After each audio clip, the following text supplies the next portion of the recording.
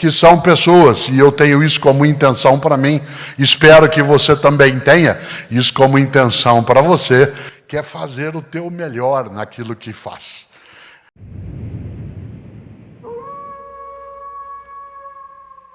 Eu nasci em 1954, na cidade de Londrina, mas em 1966, eu morava ainda em Londrina, eu me mudei com a família para a cidade de São Paulo no final de 1967, mas em 1966, lá ainda morando, eu tinha acesso a uma coisa que não tive nos 10 primeiros anos de vida, que era televisão. Até eu ter 10 anos de vida, isto é, até 1964, não havia televisão na minha cidade. Não é que não havia televisão na minha casa. Não havia televisão na minha cidade.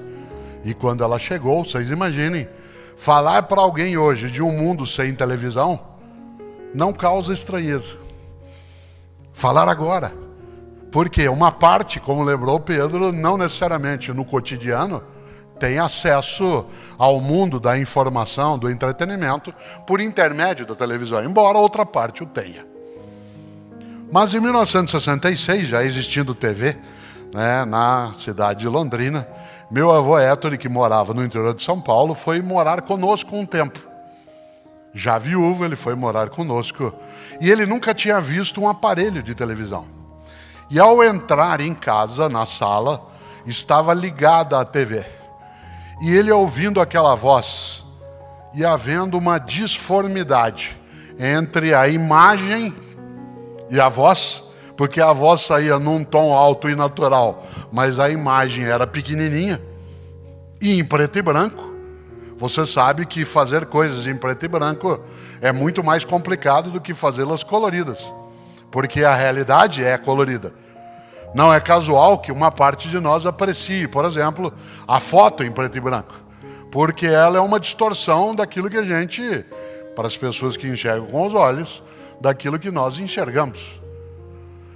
Evidentemente que um filme preto e branco feito propositadamente assim tem outro impacto sobre nós, porque a realidade não é capturada por boa parte das pessoas desse modo. E quando ele chegou, e eu vou reproduzir um pouco aqui o que ele fez, ele foi se aproximando do aparelho de modo cauteloso, bem cauteloso, e viu aquela moça falando, e ele foi com a mão e pôs na tela da TV e passou assim, para ver se ele pegava aquilo. E aí ele passou a mão, afastou-se e disse surreale, surreale. E aí começou a dizer em italiano, cosa demoníaca, cosa demoníaca. Talvez nós entendamos aquilo que não está no campo da nossa compreensão imediata como algo que não só é misterioso, como pode ser também malévolo. E quando nós olhamos hoje o mundo digital e a sua expressão, o seu alcance, a sua influência positiva e negativa nos 20 anos mais recentes, talvez vovô Héctor diria coisa demoníaca. Mas o mais divertido foi ele ter falado surreale. Surreale. 11 de maio do ano de 1904. 11 de maio do ano de 1904, nasce na Catalunha um dos maiores artistas da contemporaneidade, que é, se você se lembra, Salvador Dalí. Salvador Dalí.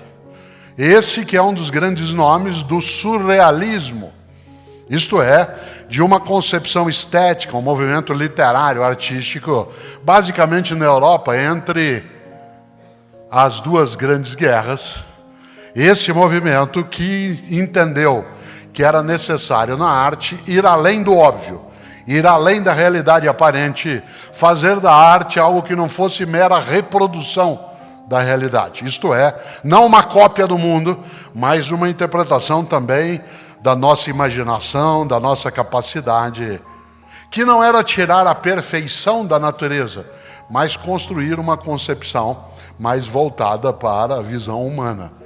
Salvador Dalí, ele quando tinha 27 anos de idade, conta ele mesmo, ele produziu uma das imagens, um quadro dos mais icônicos que a gente conhece. Todas as pessoas aqui, quando eu descrever, vão lembrar. um quadro chamado A Persistência da Memória, que é uma imagem clássica, que são 4 relógios, 3 deles derretendo, sendo que um está intacto, com formigas sobre ele.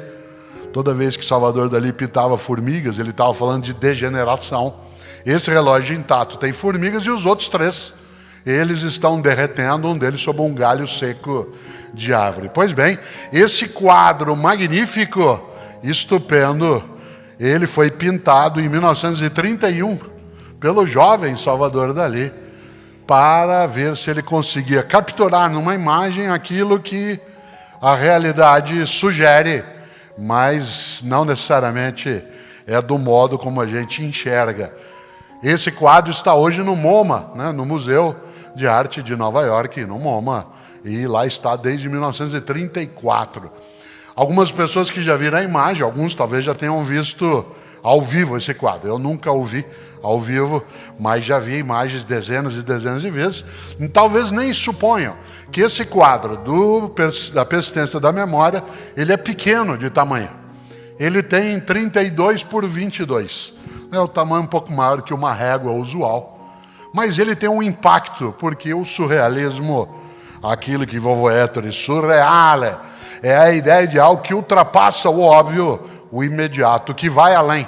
Aliás, você sabe, a própria palavra surreal significa o que vai além da realidade.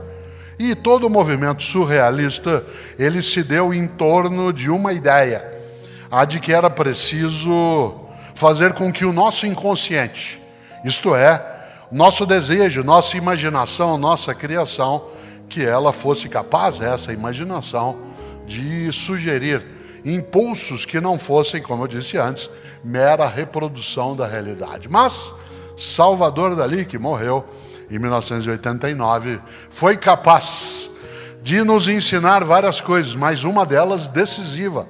Ele era alguém que naquilo que fazia era dedicado ao esmero. Isto é, ele tinha uma intenção contínua de que aquilo que ele fizesse fosse absolutamente caprichado. Ele era capaz de fazer uma coisa que a gente já identificou em algumas pessoas na vida, que são pessoas, e eu tenho isso como intenção para mim, espero que você também tenha isso como intenção para você, que é fazer o teu melhor naquilo que faz. É preciso que a gente se lembre disso de vários modos.